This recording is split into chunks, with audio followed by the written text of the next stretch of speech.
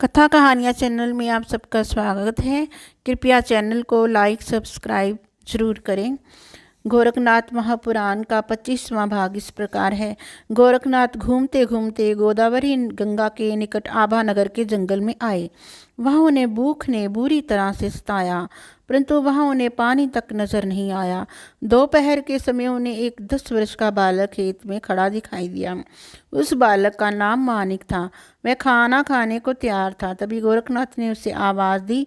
संत की आवाज़ सुनकर वह उठकर बोला, आप बेवक्त जंगल में कैसे आए? गोरखनाथ बोले, मुझे कुछ खाना पानी तो दो, तुम्हें पुण्य मिलेगा। मानिक ने कहा, आओ संत जी, खाना तैयार है। जब गोरखनाथ खाना बैठे तो उसने उसका बड़ा आदर सत्कार किया और गोरखनाथ को खाना खिलाकर पानी पिलाकर प्रसन्न किया। तब गोरखनाथ ने उस लड़के से उसका नाम धाम पूछा। वह लड़का बोला, बाबा जी, आपका काम हो गया है, अब आपको नाम धाम पूछकर क्या करना है? अब आप अपने रास्ते जाओ। इस पर गोरखनाथ बोले, बच्चा, जो कुछ तुम कह रहे हो वह ठीक है, परंतु तुमने मुझे खाना खिलाकर प्रसन्न किया है। तुम्हारी जो इच्छा हो मुझसे मांग लो। वह लड़का बोला, आप तो स्वयं ही दूसरों से अन्न जल मांगते फिर रहे हो, भला आप मुझे क्या दे सकते हो? गोरखनाथ बोले, बच्चा, आज तुम मुझसे जो भी मांगोगे मैं तुम्हें वही दूंगा। परंतु उस लड़के को गोरखनाथ की बात पसंद नहीं आई और वह बोला, आप भिक्षुक लोग मुझे क्या दे सकते हो? मैंने जो कुछ देना था वह दे दिया, अब आप अपना रास्ता नापो। उसकी बात सुन गोरखनाथ ने सोचा कि ये किसान लोग अनपढ़ व कम बुद्धि के होते हैं, और वैसे भी ये तो बालक ही है, मुझे इसका कुछ ना हित तो अवश्य ही करना चाहिए। ये सोचकर गोरखनाथ ने उस लड़के से कहा, अगर तुम कुछ लेते नहीं तो कुछ दे ही दो। बोलो, जो मैं तुमसे मांगूंगा तुम मुझे दोगे? लड़के ने कहा, हाँ दूंगा, आप मांगो तो सही। गोरखनाथ बोले, मैं तुमसे केवल इतना ही मांगता हूँ कि जिस चीज़ की तुम्हें सबसे अधिक इच्छा हो उसे त्याग दो। मानिक ने गोरखनाथ का कहा मान लिया। शाम को जब वह सिर पर बोझा रखकर जाने को तैयार हुआ, तब वह गोरखनाथ को दिए गए वचन को याद करके खड़ा रह गया, क्योंकि उसे भोजन सबसे अधिक प्रिय था। अपना वचन याद आते ही उसने भोजन त्याग दिया, जिससे उसका शरीर सूखकर ढांचा बन गया। इधर गोरखनाथ बद्र का आश्रम पहुंचे और बद्र के द्वार के चरण छुए तथा चुरंगीनाथ के हाल चाल जानने के लिए गुफा का पत्थर हटाया तो देखा कि चुरंगीनाथ के शरीर पर मिट्टी की परतें जम गई हैं और उसके मुख से केवल शिव शिव की ध्वनि निकल रही है। गोरखनाथ ने उनके शरीर से मिट्टी झाड़कर साफ की और बोले कि मैं गोरखनाथ तुम्हें देखने आया हूँ। ये कहकर वह चुरंगीनाथ को उठाकर गुफा से बाहर लाए और उसे दिव्य दृष्टि से देखा तो चुरंगीनाथ में शक्ति आ गई। चुरंगीनाथ गोरखनाथ के कदमों में गिर पड़े और हाथ जोड़कर बोले, आज मैं फिर सनाथ हुआ। गोरखनाथ ने पूछा, खाने पीने की व्यवस्था ठीक रही? चौरंगीनाथ बोले, कुछ पता नहीं। तब गोरखनाथ ने चामुंडा देवी से पूछा तो उन्होंने जवाब दिया कि मैं तो बराबर फल ला कर रख रही थी, परंतु इन्होंने खाने पीने से वास्ता ही नहीं रखा। ऐसा कहकर चामुंडा देवी ने फलों का पहाड़ गोरखनाथ को दिखाया, जिसे देखकर उन्हें बड़ा आश्चर्य हुआ। फिर उन्होंने चुरंगीनाथ के मस्तक पर हाथ रखा और उन्हें अपने साथ बद्रिकाश्रम ले जाकर श्री पार्वती के दर्शन कराए।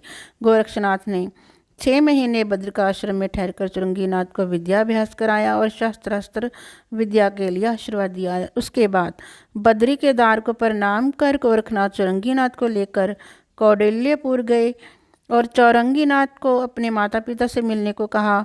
उन्होंने चुरंगीनाथ को ये भी कहा कि इन्होंने तुम्हारे हाथ पैर कटवाए थे, अब इन्हें अपना चमत्कार दिखाओ।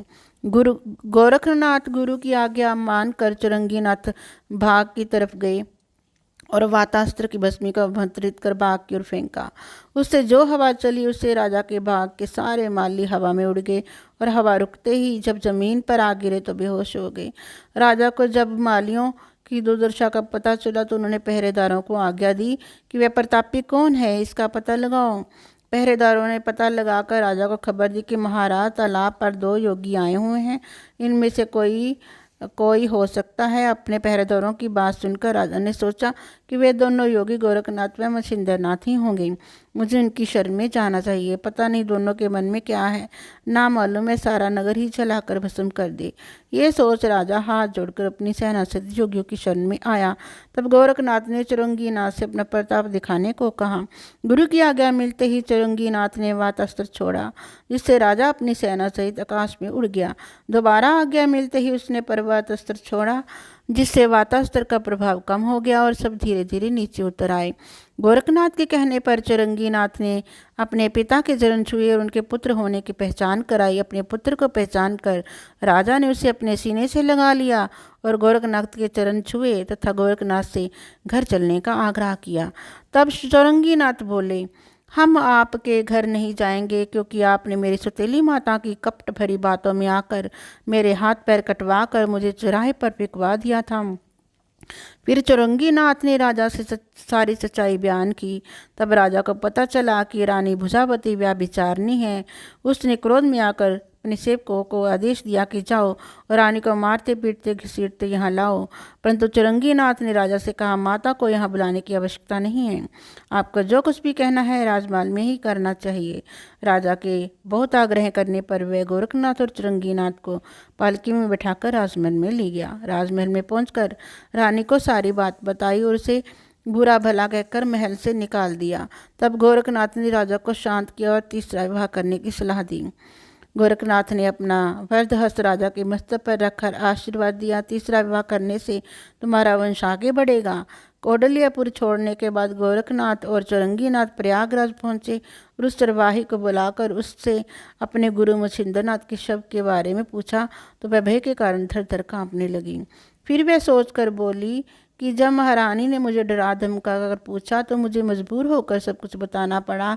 उस शव की क्या दशा हुई उसके बारे में मुझे कुछ नहीं मालूम। चरवाही की बात सुनकर गोरखनाथ को शंका हुई और उन्होंने सुरंग में जाकर शवा देखा तो शव दिखाई नहीं दिया। तब वे रोने लगे। गोरखनाथ को रोता देखकर चरवाही बोली, आप चिंता मत करो, मैं अभी महारानी से शव के बारे में पूछ कर आती हूँ। मैं तुरंत ही राजमहल में पहुंचकर रानी से बोली, मैंने योगी मछिंद्रनाथ का शव आपको सौंपा था। अब 12 वर्ष बाद गोरखनाथ आए हैं, मैं उनसे क्या कहूँ। ये सुनकर रानी ने उसे अलग ले जाकर कहा कि मैंने उस शरीर के टुकड़े टुकड़े करके जंगल में फेंकवा दिए थे। इस बात को काफ़ी समय हो गया, अब तक तो उसे कीड़े मकोड़े खा गए होंगे। रानी की बात सुनकर वह चरवाही बहुत भयभीत हुई और अपना माथा पीटती हुई वापस आई और सारी बात गोरखनाथ को बताई। चरवाही की बात सुनकर गोरखनाथ को बहुत क्रोध आया। उन्होंने रानी को दंड देने का निश्चय किया। फिर सोचा कि मेरे गुरु की पत्नी तो मेरी माता ही हुई और दंड देने का विचार छोड़ दिया।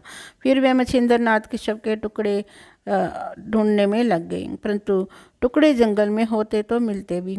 वह तो पहले वीरभद्र के पास कैलाश पर्वत पर पहुंच चुके थे। थक हार कर वे कैलाश पर्वत पर गए।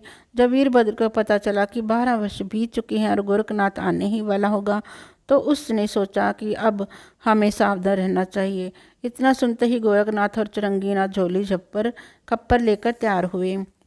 गोरखनाथ ने पहले सूर्य पर पर्वतास्त्र की योजना की, जिसे सूर्य के रथ चलने में बाधा उत्पन्न हुई। तब सूर्य ने वज्रास्त्र से पर्वतास्त्र का तोड़ किया और बोले, मेरे काम में रुकावट डालने वाला कौन सा वीर पैदा हो गया। फिर उन्होंने जाना कि ये सब गोरखनाथ का कार्य है। सूर्य देव गोरखनाथ के सम्मुख आकर खड़े हो गए। किसी को उसका ताप न सहाय, इसलिए उन्होंने चंद्रास्त्र की योजना करके हजारों चंद्रमाओं को पैदा कर दिया, जिससे सूर्य की गर्मी ने किसी को नहीं सताया। गोरखनाथ और चुरंगीनाथ ने सूर्य देव के चरण छुए। तब सूर्य देव बोले, आप लोगों ने मुझे व्यर्थ क्यों परेशान किया। तब गोरखनाथ बोले, हे पिता, मेरे गुरु मछिंद्रनाथ का शव शिवगणों के पास कैलाश पर्वत पर है। आप हमें ऐसा उपाय बताएं कि हम अपने गुरु का उद्धार कर सकें, आपका हम पर बड़ा उपकार होगा। गोरखनाथ की बात सुनकर सूर्य देव उन दोनों के साथ कैलाश पर्वत पर गए। शिवगण सूर्य के चरणों में गिर पड़े और उनसे दर्शन देने का कारण पूछा। तब सूर्य देव ने वीरभद्र को गोरखनाथ के प्रताप से परिचित कराया और उनकी नम्रता की प्रशंसा की, परंतु वीरभद्र पर इस बात का कोई प्रभाव ना पड़ा और वह कहने लगा कि मछिंद्रनाथ ने हम लोगों की बुरी गत बनाई थी, अब हमारा मौका है। तब सूर्य ने उसे समझाया कि अगर तुम्हें अपने ऊपर इतना घमंड है तो उस समय तुमने अपनी शक्ति क्यों नहीं दिखाई और मौका देखकर अकड़ दिखा रहे हो, परंतु गोरखनाथ को कम ना समझना। वे अपने गुरु से एक कदम आगे ही है। अकेले मछिंद्र नाथ ने तुम्हारी क्या दशा की थी, ये तुम भली प्रकार जानते हो। अब तो गोरखनाथ और चरंगीनाथ दो योगियों से मुकाबला है, लेकिन वीरभद्र पर सूर्य देव की किसी बात का असर नहीं हुआ। वह बोला, हम मछिंद्र नाथ के शव के टुकड़े किसी भी कीमत पर वापस नहीं देंगे। जिसे जो करना है खुशी से करें। यह सुनकर सूर्य देवता बोले, अगर तुम्हारी युद्ध करने की इच्छा है तो पृथ्वी पर करो। यदि तुम मेरी बात नहीं मानोगे तो ये कैलाश पर्वत चूरा बन जाएगा। ये कहकर सूर्य देवता अंतर्ध्यान होकर वीरभद्र ने शिवगणों को आज्ञा दी, तुम लोग चलो, मैं भी आता हूँ। इस युद्ध में अष्टभैरव और 84 लाख शिवगण अस्त्र शस्त्रों सहित पधारे थे। यह सुनकर सूर्य देवता बोले, अगर तुम्हारी युद्ध करने की इच्छा है तो पृथ्वी पर करो। यदि तुम मेरी बात नहीं मानोगे तो ये कैलाश पर्वत चूरा बन जाएगा। यही का सूर्य देवता अंतर्ध्यान हो गए। वीरभद्र ने शिवगणों को आज्ञा दी, तुम लोग चलो, मैं भी आता हूँ। इस युद्ध में अष्टभैरव 84 लाख शिवगण अस्त्र शस्त्रों से पधारे थे। शिवगणों की सेना देख गोरखनाथ और चरंगीनाथ दोनों योगी भी तैयार हो गए। दोनों तरफ विजय के मत वाले युद्ध करने लगे, परंतु चरंगीनाथ ने मोहनी अस्त्र और बतास्त्र की योजना से वीरभद्र का सारा बल तितर बितर कर दिया। वह लोग भयभीत भ्रम में भड़ गए। तभी वीरभद्र चामुंडा को साथ लेकर युद्ध में आ पहुंचा और अपनी दल को भयभीत हो भागते देख गुस्से से पागल हो गया। उसने देखा कि उसकी सेना आपस में लड़ रही है। उसे तुरंत अपने अस्त्रों का प्रयोग किया, लेकिन गोरखनाथ की संजीवनी योजना से दानव दल जी उठा, जिसके नाम से महिषासुर, मुच्चुकंद, जलंधर, मधु, त्रिपुरा, कालिया, यवन, वकासुर, अघासुर, रावण, कुंभकर्ण, मेघनाथ आदि राक्षसों को देखकर देवताओं ने अपने अपने विमानों में बैठकर बैकुंठ लोक जाकर यह समाचार विष्णु भगवान को सुनाया और हाथ जोड़कर कहा, प्रभु, क्या आपको फिर से पृथ्वी पर अवतार लेना पड़ेगा? यह सुनकर विष्णु भगवान ने शिवजी को अपने पास बुलाकर कहा, क्या वीरभद्र पागल हो गया है? जो बात इतनी बढ़ गई। अब इसे झगड़े को निपटाने के लिए शिवजी वीरभद्र के पास गए और प्यार समझाते हुए बोले, मछिंद्रनाथ के शरीर के टुकड़े और हवाले करो और तब यह झगड़ा मिटेगा। शिवजी के अनुसार चामुंडा को भेजकर मछिंद्रनाथ के शरीर के टुकड़े मंगवाए और उन्हें गोरखनाथ के सौंपकर सभी राक्षसों को जाने के लिए कहा। तब गोरखनाथ ने कहा, ये सब संजीवनी विद्या के मंत्रों के प्रभाव से पैदा हुए हैं, इन्हें तब अवतार धारण करने की मारना पड़ेगा। तब शिवजी ने एकादशी के दिन अवतार लेकर उनका नाश किया। फिर वीरभद्र के नाश की तैयारी हुई। वाताकर्षण अस्त्र की योजना कर और सांवरी मंत्र फेंकते ही वीरभद्र सहित सब राक्षस मरकर धरती पर गिर पड़े। तब शिवजी और विष्णु जी ने मछिंद्रनाथ को जीवित करने की बात की और गोरखनाथ ने अन्यास्त्र की योजना कर मरे हुए राक्षसों का दाह संस्कार कर दिया। यह वाताकर्षण प्रयोग नाथपंथी योगियों के सिवाय किसी भी देव, दानव, किन्नर को पता नहीं है।